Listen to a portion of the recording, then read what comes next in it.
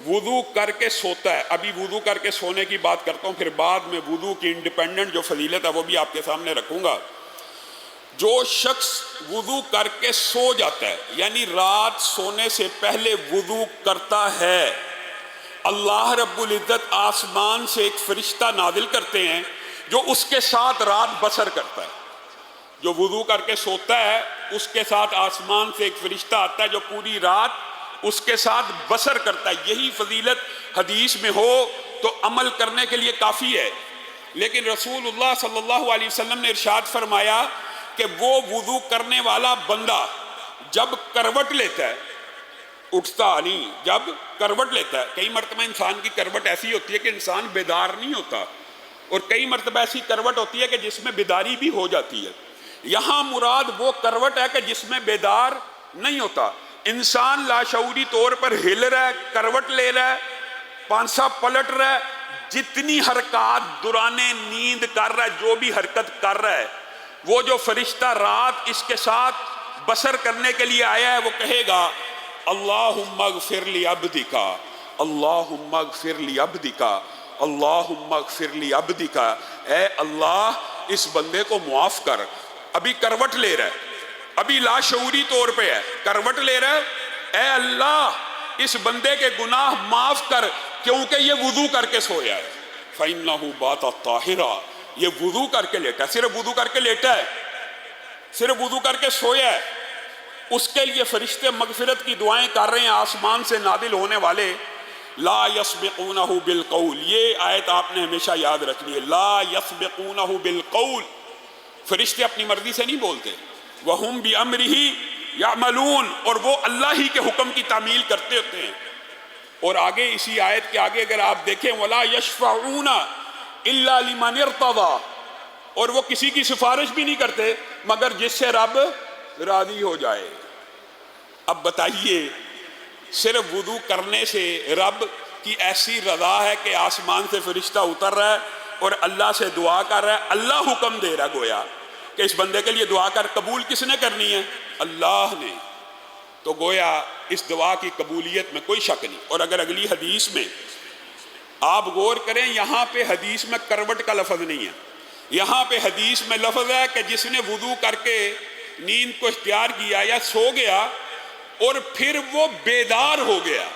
کئی مرتبہ نیند میں آنکھ بھی تو کھلتی ہے نا، ضروری نہیں ہر کروٹ پہ آنکھ کھلے، لیکن جس وقت آنکھ کھلتی ہے اس وقت بھی فرشتہ یہ دعا کرتا ہے اللہم اغفر لی عبدک، اے اللہ اپنے اس بندے کو معاف کر کہ یہ وضو کر کے لیٹا تھا اور وضو کے عالم میں اس کی آنکھ کھل گئی ہے.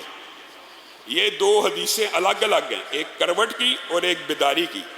اور اگر اس کے ساتھ تیسری حدیث ملا لی جائے تو بات شاید میں اور آپ اس کے اوپر عمل کریں. کیوں جی؟ ارادہ کرتے ہیں نا انشاءاللہ وضو کر کے سویا کریں گے انشاءاللہ. ارادہ کرنا چاہیے. وعدے کرنے سے کئی مرتبہ انسان پھر وعدہ خلافی کا مرتکب ہو جاتا ہے، بجائے ثواب لینے کے گناہ انسان کمانا.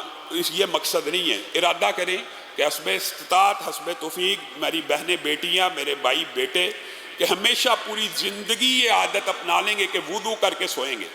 اس کے اندر ایک جو بہت بڑا فائدہ ہے جس کا ہم نے مشاہدہ کیا ہے اور لوگ ہم سے سوالات کرتے ہیں کہ علامہ صاحب وظیفہ بتائیں. جیسے جمعے کے اندر آپ کے سامنے واقعہ رکھا تھا، وظیفہ بتائیں. ہماری دعائیں قبول نہیں ہوتی، ہمیں کوئی ایسی چیز بتائیں کہ جو دعا کی جائے قبول ہو جائے. بسم اللہ.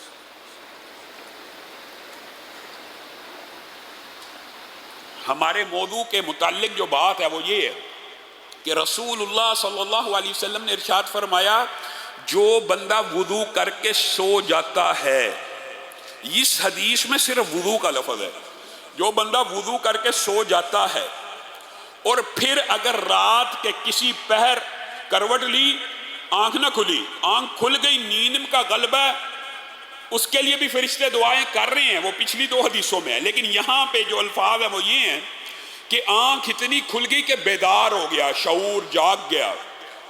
اگر کوئی بندہ آج یہ شکوہ کرتا ہے میری دعا نہیں سنی جاتی، تو اس کے لیے بہترین وظیفہ یہ ہے کہ وضو کر کے سو جائے. اپنی تربیت اور ٹریننگ ایسی ہونی چاہیے.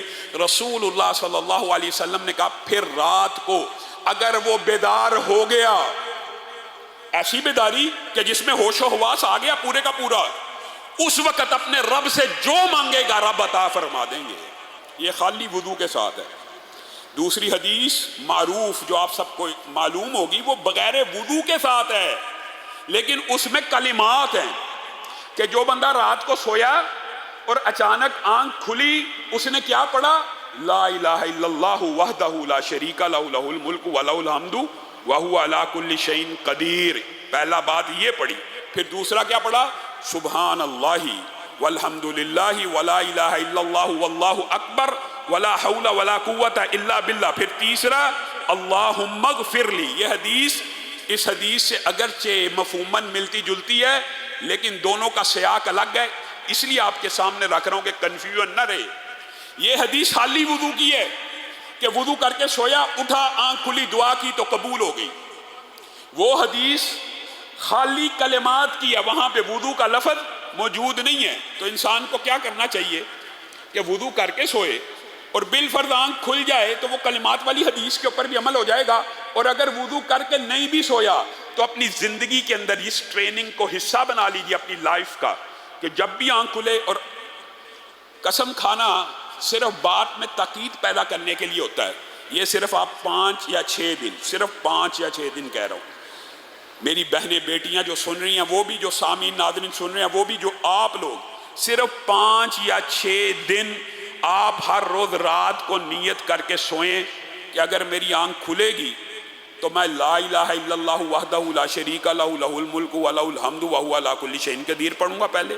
پھر سبحان اللہ والحمد للہ ولا الہ الا اللہ واللہ اکبر ولا حول ولا قوت الا باللہ پڑھوں گا. اور پھر اللہم اغفر لی پڑھوں گا. یہ 3 چیزیں پڑھنی ہیں، اس حدیث کے اندر موجود ہیں. رسول اللہ صلی اللہ علیہ وسلم نے فرمایا یہ 3 چیزیں پڑھنے کے بعد بندہ اپنے رب کے سامنے ہاتھوں کو پھیلا لے اور جو جی چاہے مانگتا رہے، اللہ اس کو عطا کرتا چلا جائے.